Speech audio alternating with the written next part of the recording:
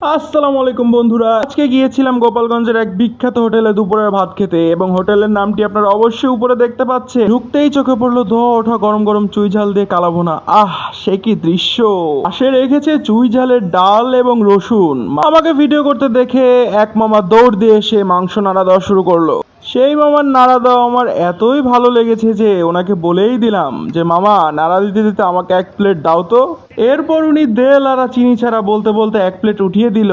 ভাই, টেবিলে যেতে না যেতেই দেখি ভাত হাজির। ভাতের সাথে এসেছে ডাল ভর্তা, সাথে ছিল একটু টমেটো কুচি। হা হা হা, এসেই যখন পড়েছে তাহলে আর দেরি কিসের, শুরু করে দিলাম ডাল ভর্তা দিয়ে ভাত মাখানো। হ্যাঁ, মাখানো শেষ, এইবার চালান হবে পেটে।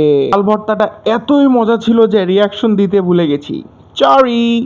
এবং সাথে সাথে আরেক নালা পেটে চালান করে দিলাম। আহা, এর মাঝেই দেখি মামা কালো বোনা নিয়ে হাজির।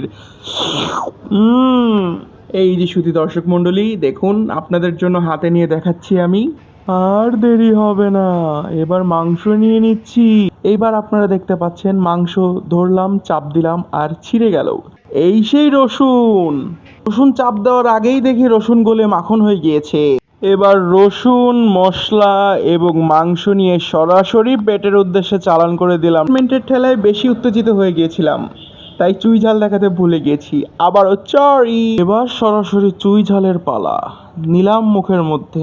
না না না না না, আমার ঝাল লাগে নাই, একটু অভিনয় আর কি, নতুন নতুন তো এসব আর কি একটু হয়। সাথে পাতলা ডালও ছিল। পাতে একটু পাতলা ডাল এবং ঝোল মাখিয়ে চুমুক দিলাম। সত্যি বলতে খাবারটা আমার কাছে খুব মজা লাগছে এবং মজার ঠেলায় একটা লাইক দিয়ে দিলাম।